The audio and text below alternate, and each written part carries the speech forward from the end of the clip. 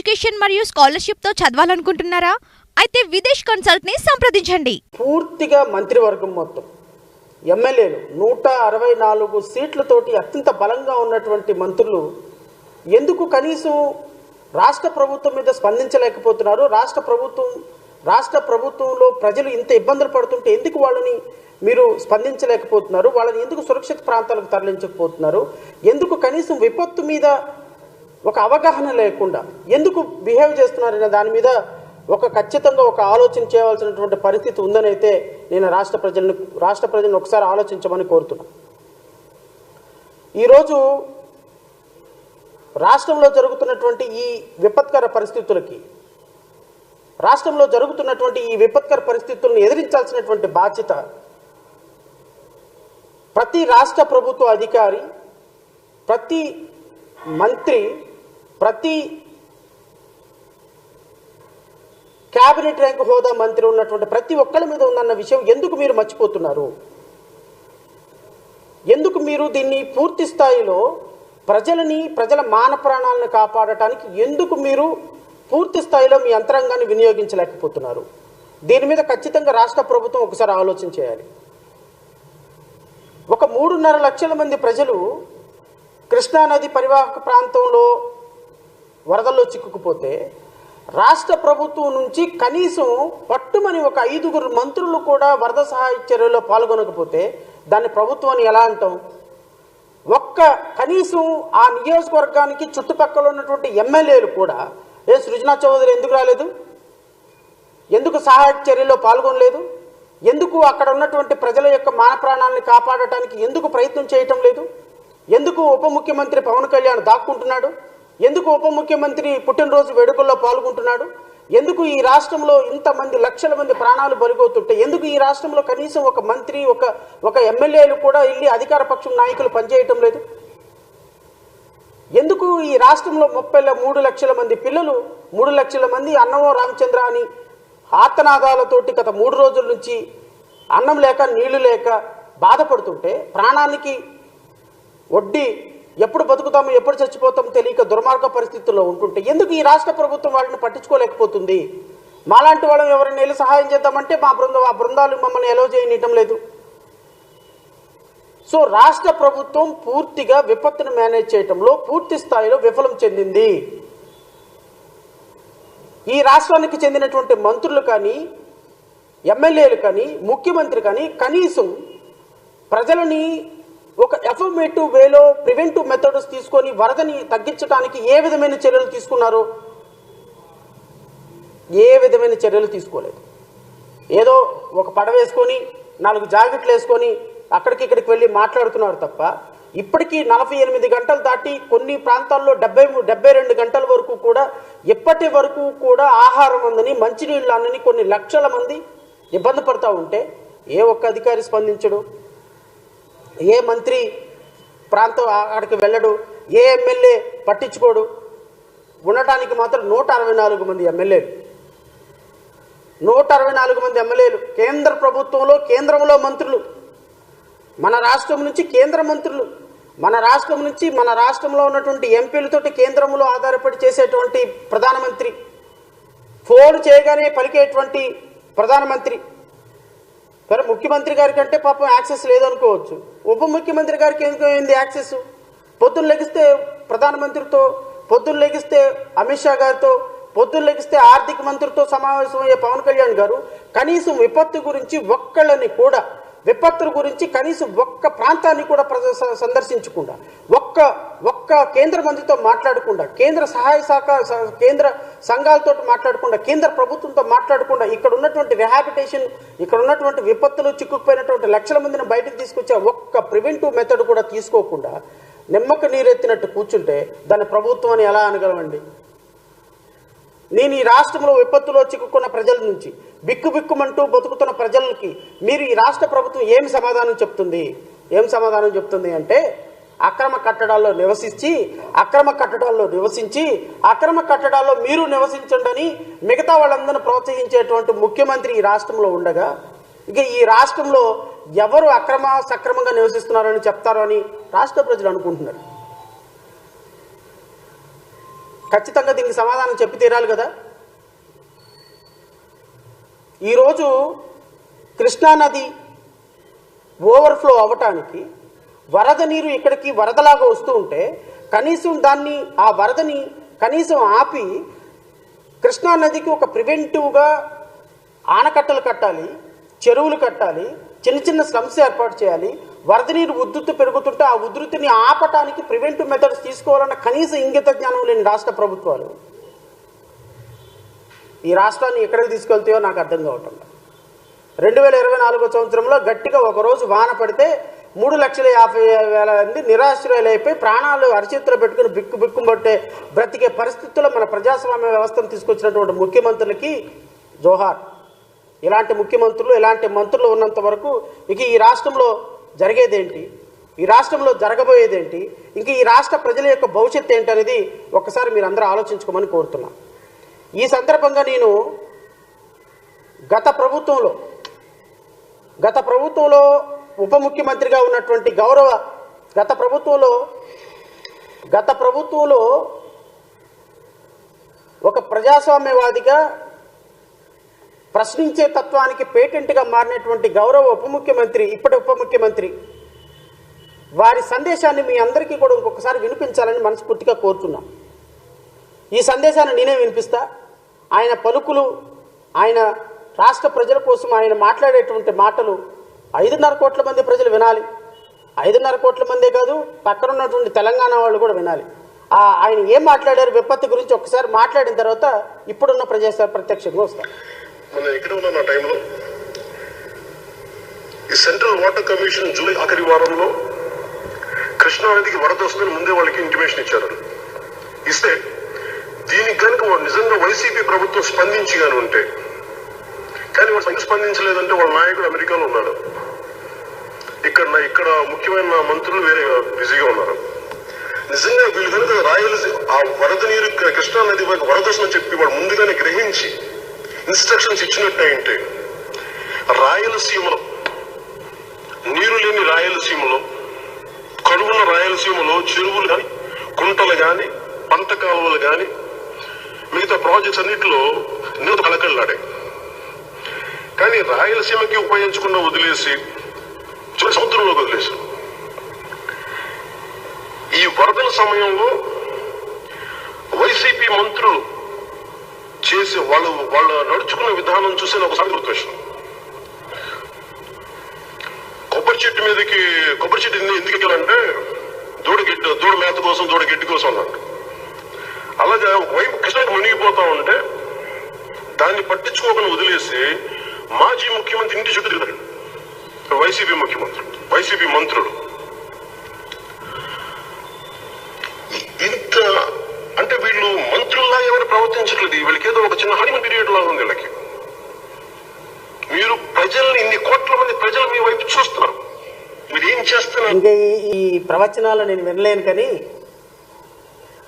నేను honourable deputy chief minister గారిని అడుగుతున్నా. ఆనరబుల్ డిప్యూటీ చీఫ్ మినిస్టర్ గారు, మీరు హనీమూన్ పీరియడ్లో ఉన్నారా? మీ మంత్రులు హనీమూన్ పీరియడ్లో ఉన్నారా? మీరు తాడి చెట్టు ఎక్కి, ఎందుకు తాడి చెట్టు ఎక్కామంటే దూడ గడ్డి కోసం అని అంటున్నారా? లేకపోతే తాడి చెట్టు కింద కూర్చొని పాలు తాగుతున్నారా? లేకపోతే మీ పుట్టినరోజు వేడుకల్లో బిజీగా ఉన్నారా? లేకపోతే మీ ఫామ్ హౌస్లో బిజీగా ఉన్నారా? ఏం చేస్తున్నారు మీరు?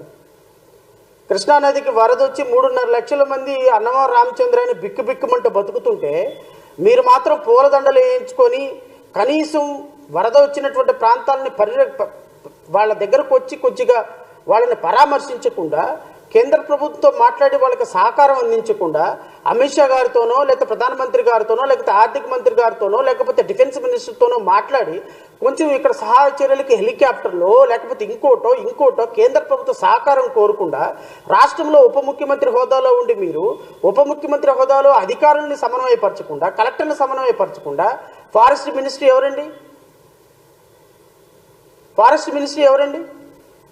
పంచాయతీరాజ్ మినిస్టర్ ఎవరండి? ఇలాంటి విపత్తులు వచ్చినప్పుడు ఎవరు? Forest minister. మీరు కదా రెస్పాన్సిబిలిటీ తీసుకోవాల్సింది? All the above, are you not the deputy chief minister of the state? Is it not your responsibility? At least వాళ్ళని పరామర్శించేటువంటి అర్హత, వాళ్ళు పరామర్శించేటువంటి అవకాశం మీకు లేదా? మీరు మాట్లాడితే మాత్రం గత ప్రభుత్వంలో వైసీపీ ప్రభుత్వం అంట హనీమూన్ పీరియడ్లో ఉన్నారంట మినిస్టర్లు, ఎవడం అంట పట్టించుకోలేదు అంట. హనీమూన్ పీరియడ్లో ఉన్న వాళ్ళకంట కృష్ణా నదికి విపత్తు వస్తుందని వారం రోజుల ముందు చెప్పినప్పటికీ కూడా ఆ ఏ విధమైనటువంటి చర్యలు తీసుకోకుండా వాటర్ మొత్తాన్ని సముద్రంలో వదిలేశారంట. మరి మీ దగ్గర సిస్టమ్ లేదా? మీకు చెప్పలేదా? కృష్ణా నదికి వరద వస్తుంది, వర్షం వస్తుందని వాతావరణ పరిశోధన కేంద్రం 15 రోజుల నుంచి మొత్తుకుంటుంది. We're getting all messages every day, we're getting messages, weather alert. మీరు గాడిదలు కాస్తున్నారా? మీ ప్రభుత్వంలో మంత్రులు గుడ్డి గుర్రానికి పళ్ళుగా అవుతున్నారా? మీ ముఖ్యమంత్రి నిద్రపోతున్నాడా అక్రమ కట్టడంలో? ఏం చేస్తున్నారా మీరు? కృష్ణానదికి వరద వస్తుంది అని వారం రోజుల నుంచి వర్షం వస్తుంది విపరీతంగా, ఇక్కడ వెదర్ కండిషన్స్ బాగలేదని మీకు చెప్పిన తర్వాత మీరు ఈ రాష్ట్రంలో ఈ 3.5 లక్షల మంది ప్రజలను, 4 లక్షల మంది ప్రజలను, లేకపోతే ఈ ఈ విపత్తులో చిక్కుకోబోయే ప్రజల్ని సురక్షిత ప్రాంతాలకు తరలించాల్సినటువంటి బాధ్యత మీకు లేదా? వాళ్ళకి కావాల్సినటువంటి ఆహార సదుపాయాలు, వాటర్ సదుపాయాలు, బోట్లు, హెలికాప్టర్లు ముందుగానే సిద్ధం చేసుకోవాల్సిన బాధ్యత మీకు లేదా? కృష్ణానది ప్రవాహాన్ని తట్టుకోవడానికి కృష్ణానదిని ప్రిపేర్ చేయాల్సిన పరిస్థితి మీకు లేదా? చిన్న చిన్న స్లమ్లు ఏర్పాటు చేసి వాటర్ ఫ్లోని డైవర్ట్ చేసేటువంటి పరిస్థితి మీరు ఏర్పాటు చేసుకోలేదా? మీ మంత్రులే గాడిదలు కాస్తున్నారా? మీ మంత్రులు, మీ ఎమ్మెల్యేలు ఏం చేస్తున్నారండి?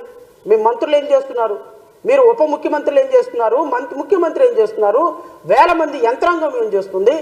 ఆఫ్టర్ 3.5 లక్షల మంది ప్రజలు, 5.5 కోట్ల మందితో పోల్చుకుంటే 3.5 లక్షల మంది ప్రజలు చాలా చిన్న సంఖ్య. 3.5 లక్షల మంది ప్రజలు ఫ్లడ్లో చిక్కుకుంటే 72 గంటలైనా కనీసం మంచినీళ్ళు, వాటర్ ఇవ్వలేని, ఇట్లాంటి చేతగాని చావలేని ప్రభుత్వం రాష్ట్రం మొత్తం విపత్తు వస్తే ఎలా హ్యాండిల్ చేయగలుగుతుంది? విజయవాడ మొత్తం విపత్తు వస్తే ఎలా హ్యాండిల్ చేయగలుగుతుంది? 60 లక్షల మంది ప్రజలు నివసించేటువంటి పరిసర ప్రాంతాల్లో ఒక్కసారి విజయవాడ ఆనకట్ట తెగితే విజయవాడ సగం మునిగిపోతే విపత్తుని ఎలా హ్యాండిల్ చేస్తుంది?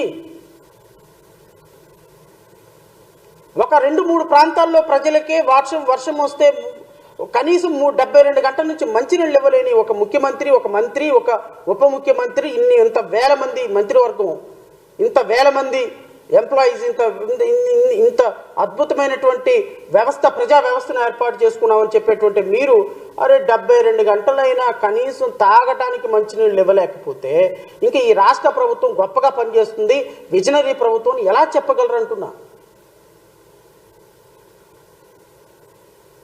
మీరు ప్రతిపక్షంలో ఉన్నప్పుడేమో పోస్కోలు కబుర్లన్నీ చెప్తారు, స్క్రిప్ట్ రైటర్లు పక్కన ఉంటారు కాబట్టి ఆ విపత్తు పరిశోధనా కేంద్రం జనవరుల శాఖ మీకు ఇచ్చిందన్న విషయం కూడా మీకు తెలియదు. అది కూడా చూసి చదవాలి మీరు, ఎందుకంటే అది ఒక శాఖ ఉంటుందని మనకు తెలిస్తేనే కదా, ఆ శాఖ ఉంటుందని మనకు తెలిస్తేనే కదా, ఆ శాఖ పరిస్థితి ఏందో మనకు తెలిస్తేనే కదా. కృష్ణానది అంటే మనకు తెలిస్తే, ప్రకాశం బ్యారేజ్ అంటే ఏం తెలిస్తే మనకి, ఎఫ్టీఎం లెవెల్ అంటే ఏం తెలుసు, బఫర్ జోన్ అంటే ఏం తెలుసు, బెడ్ రివర్ ప్లేస్ అంటే ఏం తెలుసు, ఎన్ని మీటర్లు ఉండాలో తెలుసు, ఏం తెలుసు మనకి? ఎన్జిటి జడ్జిమెంట్లు తెలుసా? సుప్రీంకోర్టు జడ్జిమెంట్లు తెలుసా? పోస్కోలు కబుర్లు ఆడటానికి మాత్రం అద్భుతంగా రెడీగా ఉంటారు. ముందు మైక్ ఉంటుంది, చప్పట్లు కొట్టడానికి గొర్రెల జనాలు ఉంటారు పక్కన. కేంద్ర ప్రభుత్వం అప్పిస్తేనేమో గ్రాంట్ అని చెప్తారు. ఎవడో ఉపత్తులోడు చెప్పాడు కృష్ణానదిని ఆపడానికి చేత కాలేదు గత ప్రభుత్వం. మీరు ఎక్కడ ఆపారు? ఇప్పుడు వచ్చే 100 క్యూసిక్కుల నీరంతా సముద్రంలోకి వెళ్తుందా, లేకపోతే విజయవాడ ఆనకట్ట మీద నుంచి పొలాల్లోకి వెళ్తున్నాయా? మీరేం చేశారు? మీరు గత ప్రభుత్వంలో ఇలా మాట్లాడి ఉండకపోతే మేము ఈరోజు మిమ్మల్ని ప్రశ్నించేవాళ్ళం కాదు. మా పార్టీ మిమ్మల్ని ప్రశ్నించాల్సిన అవసరం లేదు. గత ప్రభుత్వంలో మీరు ప్రతిపక్ష నాయకుడిగా ఉండి ఈ ప్రభుత్వంలో కూడా మీరు ప్రతిపక్ష నాయకుడు అయితే మిమ్మల్ని నేను ఒక్క మాట కూడా అనేవాడిని కాదు. అసలు మిమ్మల్ని ప్రశ్నించాల్సిన అవసరం మాకు లేదు. You are holding the honourable deputy chief minister post. కాబట్టి మీరు ఈ రాష్ట్రాన్ని విపత్తులను హ్యాండిల్ చేసి ఫారెస్ట్ డిపార్ట్మెంట్, ఎన్విరాన్మెంటల్ మినిస్ట్రీగా మీరు ఉన్నారు కాబట్టి మిమ్మల్ని అడగాల్సి వస్తుంది. లేకపోతే మిమ్మల్ని అడగాల్సిన అవసరం మాకు లేదు కదా. ఈ రాష్ట్ర ప్రజలు మిమ్మల్ని ఒక డిప్యూటీ చీఫ్ మినిస్టర్ పదవిలో కూర్చోబెట్టారు కాబట్టి, రాజ్యాంగం మీద ప్రమాణం చేసి మీరు కూడా ఉప ముఖ్యమంత్రి అంటే ముఖ్యమంత్రి స్థాయిలో ఉన్నారు కాబట్టి, అయా ఫ్లడ్ల కోసం చచ్చిపోతున్నారు జనం, అన్నమో రామచంద్రని ఏడుస్తున్నారు, వాటర్ ఇవ్వండి, కనీసం మంచినీళ్ళని ఇవ్వండి, ప్రాణాన్ని నిలపడని బాధపడుతున్నారు, మోకాళ్ళను గుండెల వరకు నీళ్ళతోటి చచ్చిపోయే వాళ్ళ శవాలను కూడా తీసుకెళ్లేటువంటి పరిస్థితి లేదు. దయచేసి వాళ్ళని కేంద్రంతో మీరు మాట్లాడి, మీరు కేంద్రంతో ఎలాగైనా మాట్లాడగలరు, కేంద్రంతో ఎన్ని మాటలైనా మాట్లాడగలరు, ప్రధానమంత్రిని రప్పించగలరు, కొంచెం సహకారాన్ని అందించండి అయ్యా. మీరు ఆ విలాసవంతమైనటువంటి సినిమా స్క్రిప్ట్లో నుంచి, సినిమా షాట్లో నుంచి కొంచెం బయటకు వచ్చి వాస్తవ పరిస్థితులను కొంచెం గమనించండి అని మిమ్మల్ని అడగాల్సి వస్తుంది. But where is honourable deputy chief minister? I don't know. Coming to chief minister and వారి సుపుత్రులు అండ్ మిగతా మినిస్టర్స్, నేను రాష్ట్ర మంత్రివర్గాన్ని కూడా అడుగుతున్నా. ముఖ్యమంత్రి కేవలం బోట్ వేసుకొని అక్కడికి వెళ్ళి ఒక గంట సేపు అరగంట సేపు అక్కడ ఉన్నంత మాత్రాన కుదరదు. వీళ్ళకి ఇమ్మీడియట్గా కనీసం వాటరు, ఫుడ్ అందించాలి. వాళ్ళని హెలికాప్టర్లో నుంచి సురక్షిత ప్రాంతాలకు తరలించాలి. అది తరలించలేనప్పుడు ముఖ్యమంత్రి ఉంటే ఏంటి, ప్రధానమంత్రి ఉంటే ఏంటి, అక్కడ మంత్రివర్గం అంతా అక్కడ కట్టకనుకుంటుంటే ఉపయోగం ఏంటని అడుగుతున్నాం. పోనీ సామాన్యులైనటువంటి మాలాంటి వాళ్ళని ఏమైనా ఎలా చేస్తున్నారంటే మాలాంటి వాళ్ళకి అవకాశం లేదు.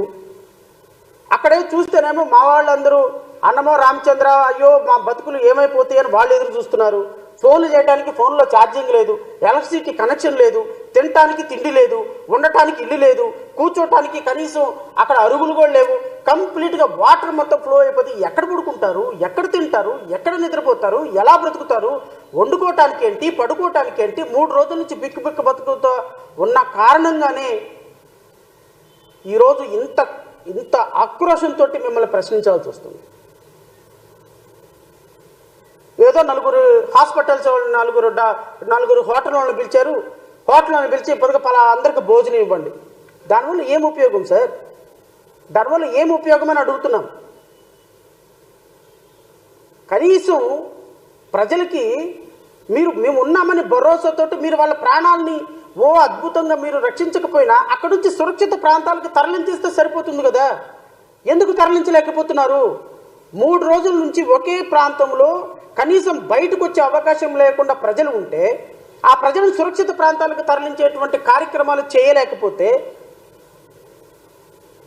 దీన్ని ప్రభుత్వం అని ఎలా అనగలం? మెకానిజం మనం ఎలా అనగలం? ఇంతమంది వేల మంది ఇంకా మన మీద ఆధారపడి కేంద్ర ప్రభుత్వం నడుస్తుందని చెప్పేటువంటి ఒక గొప్పట్లు చెప్పుకునేటువంటి ప్రభుత్వం. ఈరోజు కృష్ణానది ఈ పరిసర ప్రాంతాలకి ఈ విధంగా వరద రావడానికి, కృష్ణానది ఈ విధంగా ఉప్పొంగటానికి 3 బ్యారికేట్లు పగిలిపోవడానికి కారణం ఎవరు? పాలకులు మీరు కదా.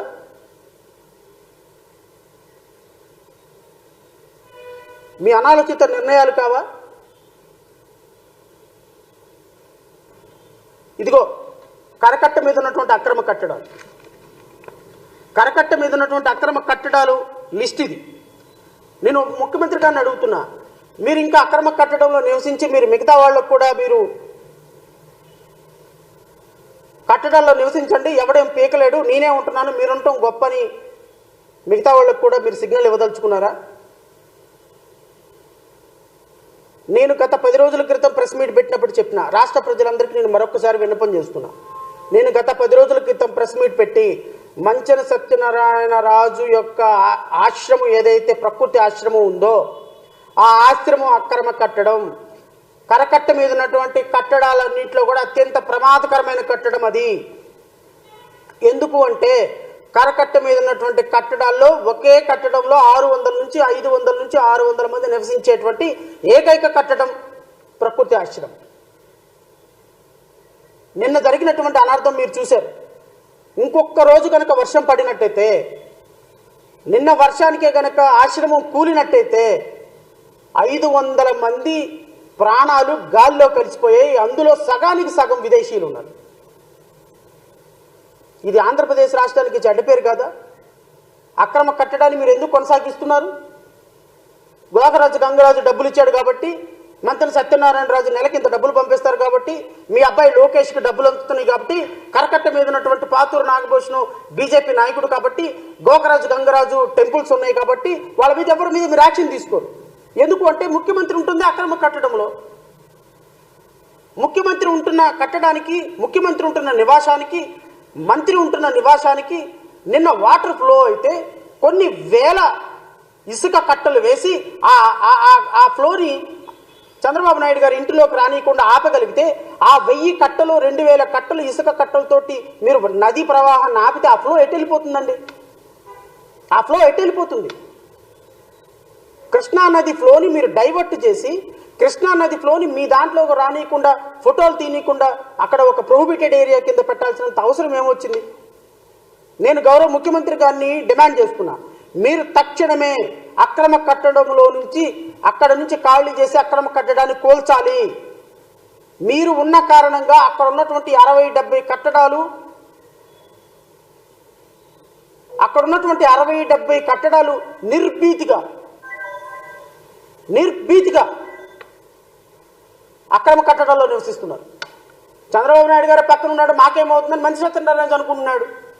మత్యం సత్యనారాయణ రాజు నేను కట్టించాను, గోకరాజు గంగరాజు నా టెంపుల్ ఏమైపోతుంది, నా గోల్ఫ్ కోర్ట్ ఏమైపోతుంది, నా యోగా కేంద్రం ఏమైపోయిందని గోకరాజు గంగరాజు అనుకున్నాడు. వాళ్ళందరూ ఉండగా నాన్నెవడు పేకగలుగుతాడని పాతూరు నాగభూషణం అనుకున్నాడు.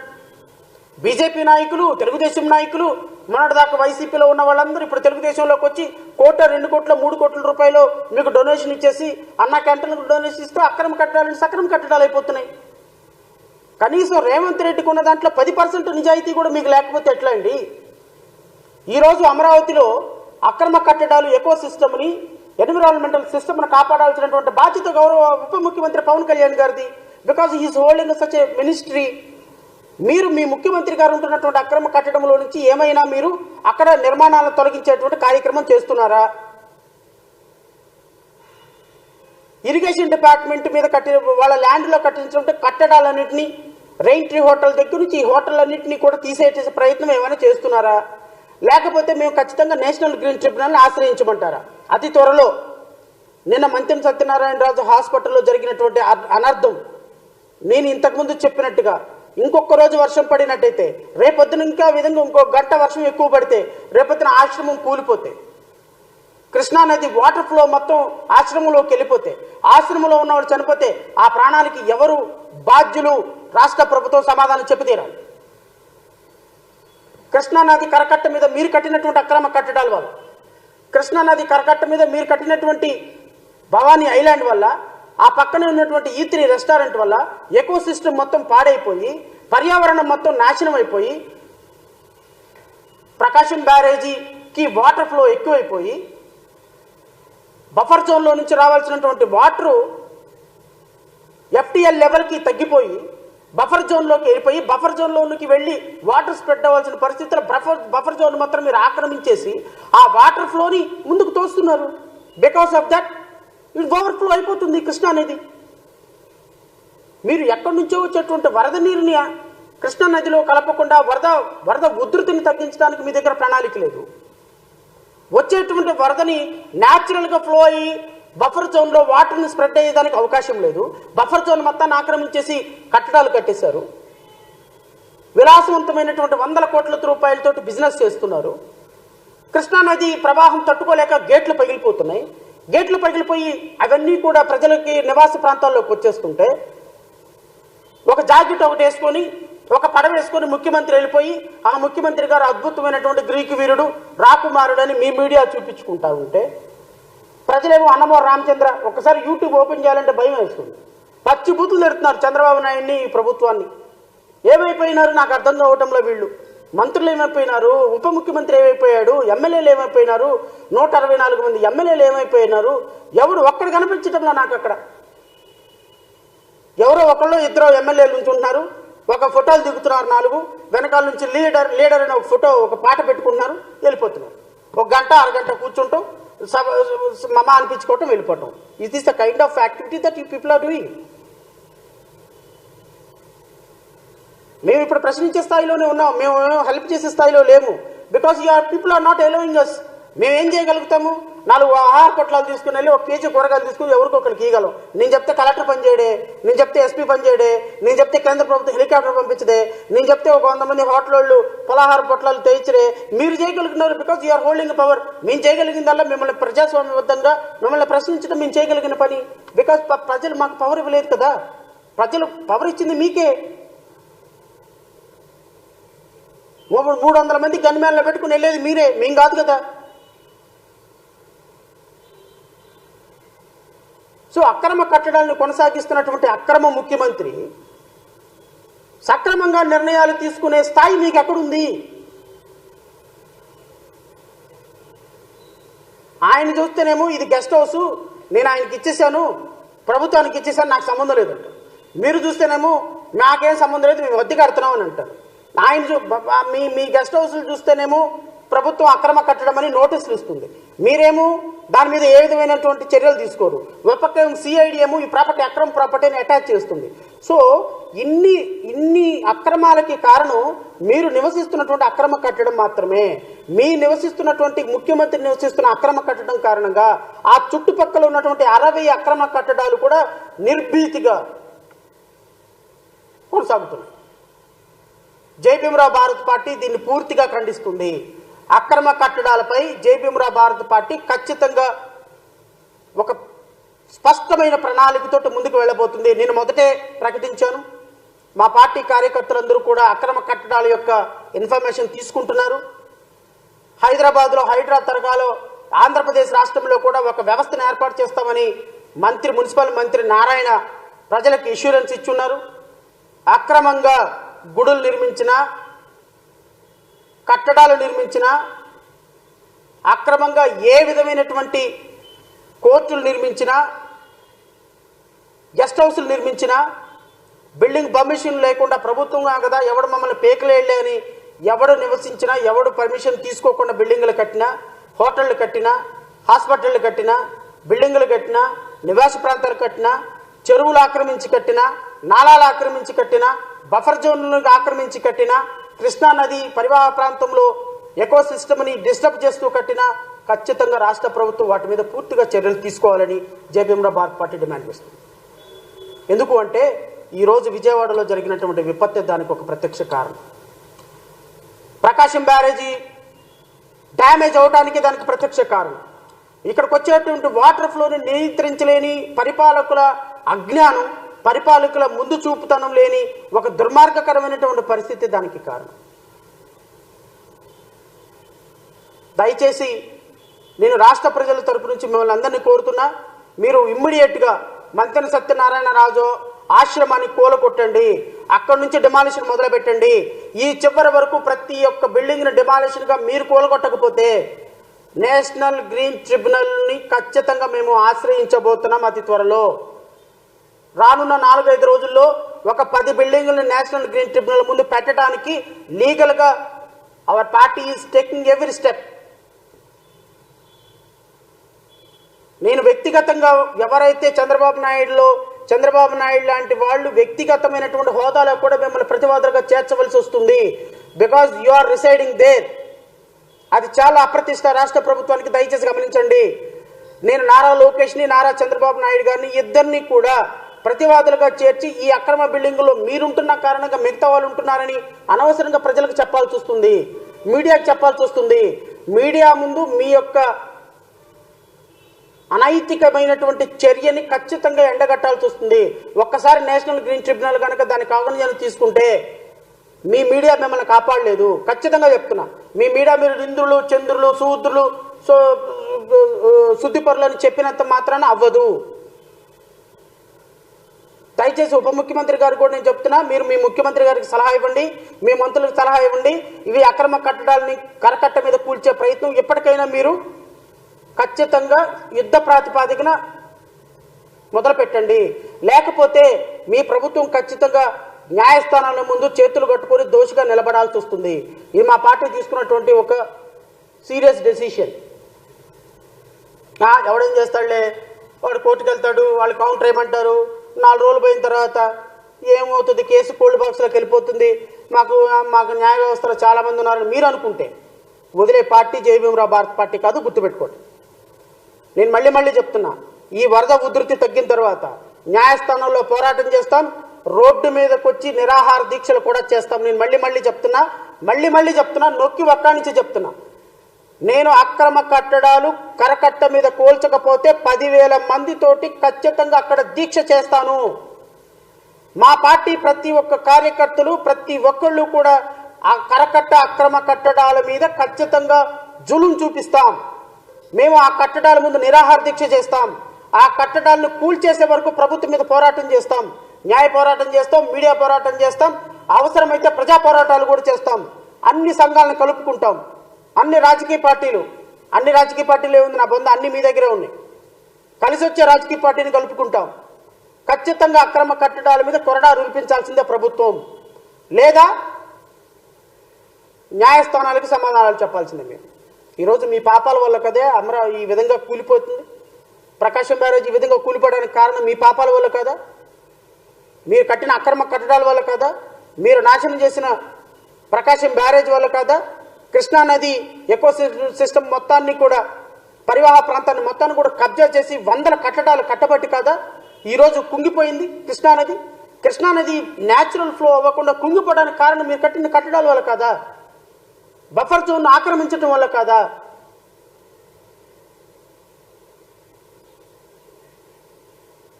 ఎంటీఎల్ లెవెల్కి సమానంగా ఉన్నటువంటి స్థలాన్ని ఆక్రమించడం వల్ల కారణం కదా. వీటన్నిటికీ కూడా రాష్ట్ర ప్రభుత్వం ఖచ్చితంగా సమాధానం చెప్పి తీరాలి. ఎప్పటికైనా ప్రపంచ ప్రఖ్యాతి కాంచినటువంటి అమరావతి నిర్మిస్తాను. ఏమి అమరావతి నిర్మిస్తారండి? గట్టిగా ఒకరోజు వర్షం పడితే ప్రపంచ దేశాలు మొత్తానికి అమరావతి మునిగిపోయింది, విజయవాడ మునిగిపోయిందని ఇతర రాష్ట్రాల నుంచి, ఇతర దేశాల నుంచి కాల్ చేసి అమరావతి మునిగిపోయిందంట కదా, వర్షం వచ్చిందంట కదా, కూలిపోతుందంట కదా, ప్రకాశం బ్యారేజ్ కూలిపోతుంది, ఎట్టున్నారు అని అడుగుతున్నారు. సిగ్గుండొద్దు మనకి. మనం అంటే అమరావతిని అంటే 60,000 కోట్లతో అద్భుతమైన రాజధాని, ప్రపంచ దేశాలు తలదనే రాజధాని కడతామంట. గట్టిగా 24 గంటలు వర్షం పడితే 26వ గంట 3 లక్షల మంది ప్రాణాలకు పట్టుకొని ఉన్న అమరావతిని ఏందా మీరు కట్టేది? ముందు ఆ వాటర్ ఫ్లోని ఆపడానికి ప్రయత్నం చేయండి. మీ అంతరంగం అంతా ముందు ఆ వాటర్ ఫ్లోని, కృష్ణానదిని ఆపడానికి ప్రయత్నం చేసి ఆ బతుకున్నటువంటి 3.5 లక్షల మందిని బయటకు తీసుకొచ్చే ప్రయత్నం చేయండి. తర్వాత మీరు అమరావతి కడతారా సస్తారా తర్వాత చూద్దాం. ఇది అత్యంత దుర్మార్గకరమైనటువంటి విషయం. రాష్ట్రంలో ఇసుక రీచ్లు దారుణంగా తెలుగుదేశం పార్టీ నాయకులు ఆక్రమించేశారు. రాష్ట్రంలో ఎక్కడ చూసినా ఇసుక దంద, ఎక్కడ చూసినా చెరువులు కుంటలులో ఇసుక అక్రమంగా వేల ట్రాక్టర్లతోటి ఎవ్రీడే వేల ట్రాక్టర్లతోటి అక్రమం చేస్తుంటే ఏం చేస్తున్నారు నాకు అర్థం కావట్లే. పవన్ కళ్యాణ్ మీరే కదా మినిస్టరీ, ఎన్విరాన్మెంటల్ మినిస్టర్ ఎవరు? దయచేసి ఆ ఎన్విరాన్మెంటల్ మినిస్టర్కి రిజైన్ చేసి ఎవరికో వాళ్ళకి ఆ పదవి అప్పచెప్పండి. ఒక ప్రిన్సిపల్ సెక్రటరీకి ఇవ్వండి, ఆయన చూసుకుంటాడు చక్కగా. ఎందుకు వచ్చింది కలగాయ నొప్పి రాష్ట్ర ప్రజలకి? మీరు చెయ్యరు. మీ దగ్గర ఉన్న యంత్రాంగం, మీ దగ్గర ఉన్నటువంటి అధికారులకి సూచనలు ఇచ్చేది లేదు, ఏమీ చేసేది లేదు. మా కర్మ మీలాంటి వాళ్ళు ఈ రాష్ట్రానికి ఉప ముఖ్యమంత్రి అవటం.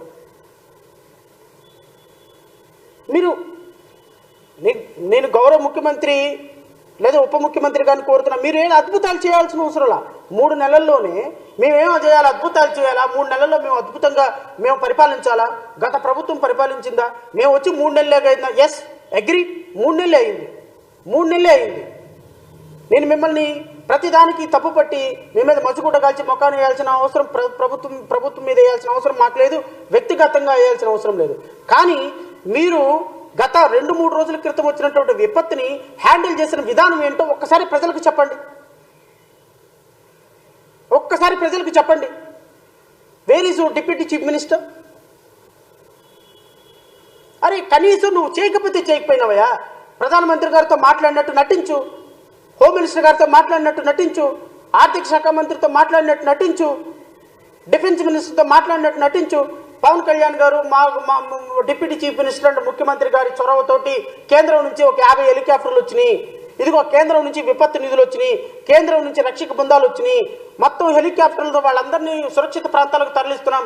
ఒక 10,000 మందినో 20,000 మందినో చిన్నపిల్లలను ఎవరినో తరలించండి సురక్షిత ప్రాంతాలకి. విపత్తు మేనేజ్మెంట్ దగ్గర ఉండండి, ప్రజలకి మీరు పక్కన ఉండండి. మీరు మీ మంత్రివర్గం మొత్తం రండి, మీరు ఎమ్మెల్యేలంతా రండి. రాష్ట్ర ప్రభుత్వం ఒక 3.5 లక్షల మంది ప్రజల కోసం వచ్చి కూర్చుంది. ఇది కదా ప్రభుత్వం అంటే? మాలాంటి వాళ్ళ నోడ్లు విమర్శించకుండా మూతపడతాయి. ఏ మంత్రి ఎక్కడున్నాడో ఎవరికి తెలియదు, ఏ ఎమ్మెల్యే ఎక్కడున్నాడో ఎవరికి తెలియదు. ముఖ్యమంత్రి మాత్రం జాకెట్ వేసుకుని 2 ఫోటోలు దిగి పాపం ఆయన పని ఏదో ఆయన చేస్తున్నాడు. నిన్నటిగా గిలక లోతు నీళ్ళలోకి వెళ్ళిపోయి దిగేసి ఫోటోలు దిగి నారా లోకేష్ ఎక్కడున్నాడు ఆయనకి తెలియదు. అక్కడ మానిటర్ చేసేవాళ్ళు ఎవరు? అధికారులకు ఇన్స్ట్రక్షన్స్ ఇచ్చేవాళ్ళు ఎవరు? మీరు విపత్తుని మీరు ప్రివెంట్ చేయలేకపోయినా విపత్తుని హ్యాండిల్ చేయడంలో అద్భుతంగా పనిచేసే 3 నెలలే కదండి అయింది. మీరు వచ్చి 3 నెలలకే ఇంత ఎవర్షన్ ఆ ప్రజల మీద. ఓట్లేసేసారు కదా, వాళ్ళ శర్మ వాళ్ళు వస్తారా అనుకుంటే ఎట్లా? నేను ప్రభుత్వాన్ని ఇప్పటికిప్పుడు సీరియస్గా విమర్శించడానికి సిద్ధంగా లేను. కానీ ప్రభుత్వం చేస్తున్నటువంటి కార్యక్రమాలు, ప్రభుత్వం తీసుకుంటున్నటువంటి నిర్ణయాలు, ప్రభుత్వం నిమ్మకుండినటువంటి విధానం మంచిది కాదు. ఖచ్చితంగా మీరు ఈ విపత్తులకి కారణమైనటువంటి ఎన్విరాన్మెంటల్ సిస్టమ్ని కాపాడాల్సిన బాధ్యత ప్రభుత్వం మీ చేతిలో ఉన్నది. గత ప్రభుత్వంలో జగన్మోహన్ రెడ్డి తీసుకున్నాడని నిర్ణయాలు తీసుకోలేదా? తీసుకోకపోవడం వల్లే 11 సీట్లు ఇచ్చి ముత్తైదులాగా పక్కన కూర్చోబెట్టారు. That is a different issue. ఇప్పుడు ఆయన గురించి మాట్లాడే అనవసరం. ఆయన ఏం విపత్తులు మేనేజ్ చేశాడు, ఆయన రాష్ట్ర ప్రభుత్వంలో చర్యలు తీసుకోలేదు, వాళ్ళకి ఎందుకు? మీకు వచ్చింది కదా 164 సీట్లు, మీరు చేయండి. మీరు చేయమని నేను ప్రశ్నిస్తున్నా. మీరు అక్రమ కట్టాల మీద నిర్ణయాలు తీసుకోండి, ఎన్విరాన్మెంటల్ సిస్టమ్ని కాపాడండి, అమరావతిని అద్భుతమైన రాజధాని నిర్మించండి. మీకు కేంద్ర ప్రభుత్వం సపోర్ట్ నుంచి తీసుకోండి. కేంద్ర ప్రభుత్వాన్ని భయపెట్టండి, అవసరమైతే బతిలాడండి, భయపెట్టండి, కాళ్ళు పట్టుకోండి, గడ్డాలు పట్టుకోండి. కేంద్ర ప్రభుత్వం నుంచి సపోర్ట్ తీసుకోండి. అమరావతి నిర్మాణం చేయండి. ప్రకాశం బ్యారేజ్కి వాటర్ ఫ్లో రాకుండా ఆల్టర్నేటివ్ సిస్టమ్ తీసుకోండి. గౌరవ ఉప ముఖ్యమంత్రి గారు ఇంతకుముందు చెప్పినట్టుగా చిన్న చిన్న కుంటలు నిర్మించండి, చిన్న చిన్న సమ్ములు నిర్మించండి.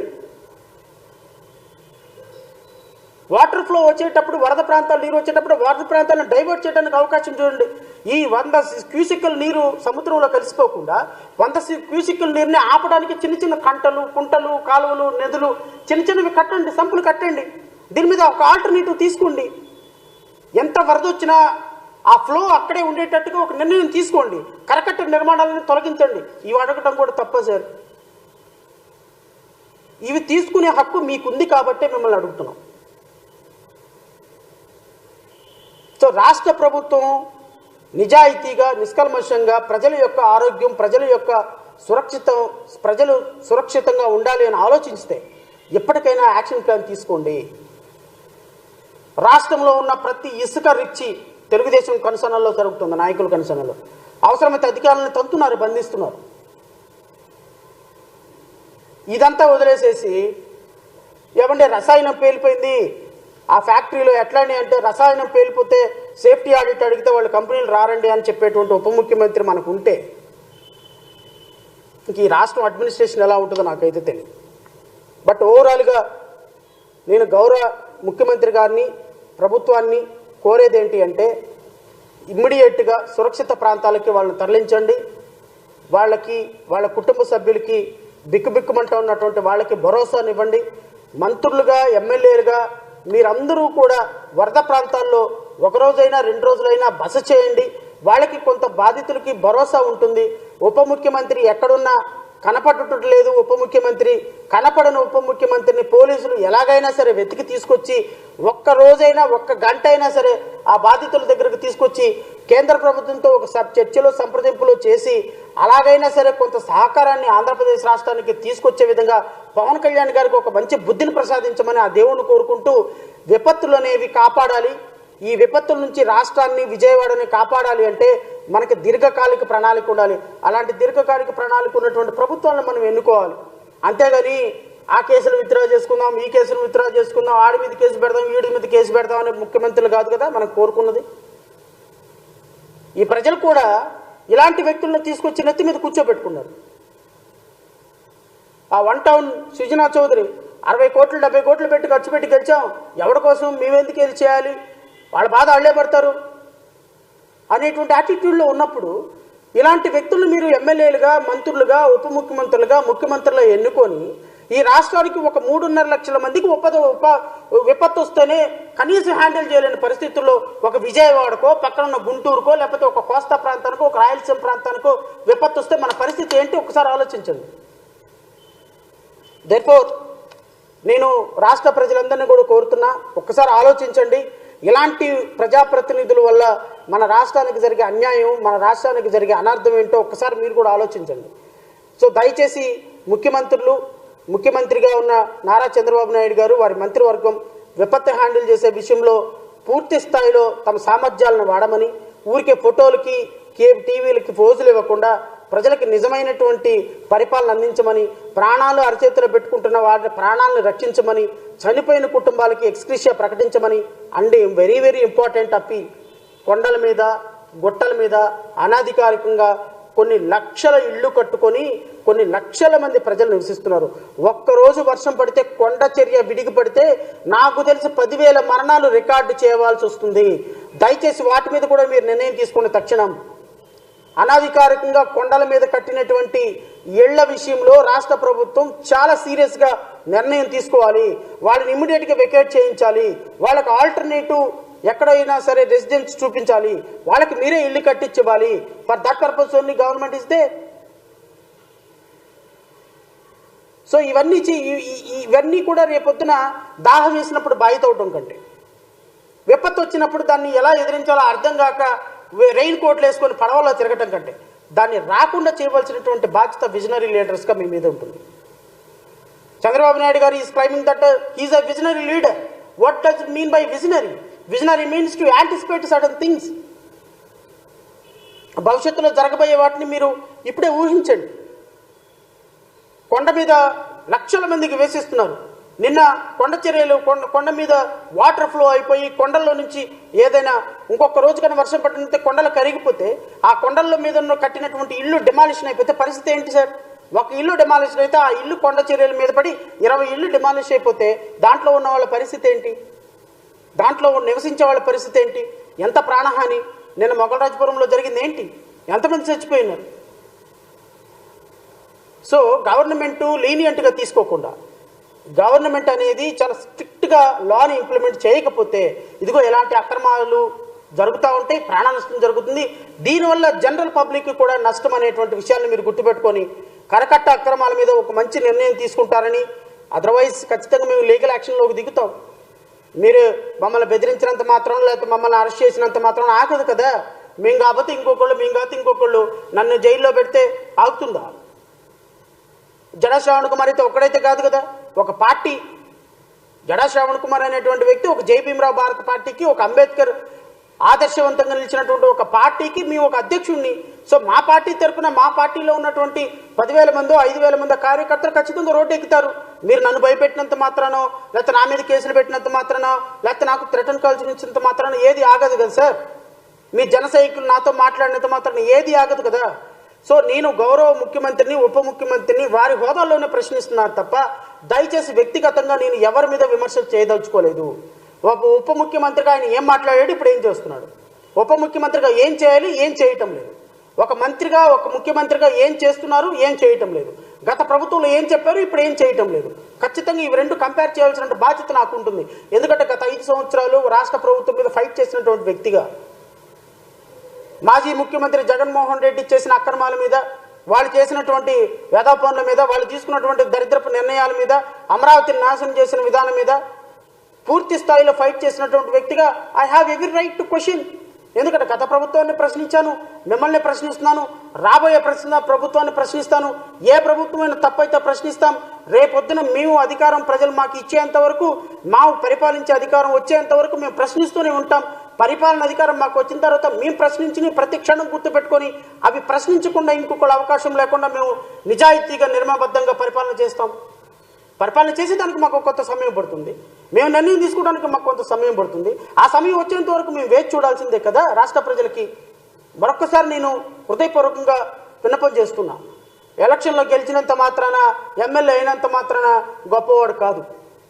ఎమ్మెల్యేగా 500 ఓట్లు రావచ్చు, 5,000 ఓట్లు రావచ్చు, 50,000 ఓట్లు, 70,000, 90,000 ఓట్ల మెజారిటీతో పెంచాడు. ఏం పీకాడు పవన్ కళ్యాణ్?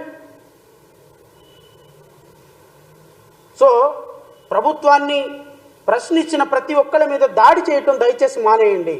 మీరు దాడి చేస్తే ప్రతి దాడి చేయడానికి మా దగ్గర బలం లేకపోవచ్చు, ప్రతి దాడి చేసేటువంటి బలగం మా దగ్గర లేకపోవచ్చు, లేకపోతే మీ దాడిని ఎదుర్కొనేటువంటి ఆర్థిక పరమైనటువంటి వెసులుబాటు మా దగ్గర లేకపోవచ్చు. కానీ మా దగ్గర ఉన్నటువంటి అకుంఠిత దీక్ష, అంబేద్కరిజం, ప్రశ్నించే తత్వం ఎప్పటికీ మారు.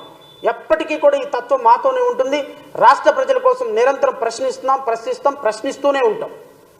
సో దయచేసి రాష్ట్ర ప్రభుత్వం కూడా దీన్ని పర్సనల్గా తీసుకోకుండా ప్రజా సంక్షేమం కోసం మేము చేసేటువంటి ఒక అపీల్ అని మాత్రం భావించమని మనస్ఫూర్తిగా కోరుకుంటూ నాకు ఈ అవకాశం ఇచ్చిన మీడియా సోదరులకి హృదయపూర్వకంగా నమస్కారాలు తెలియజేస్తాను. Thank you.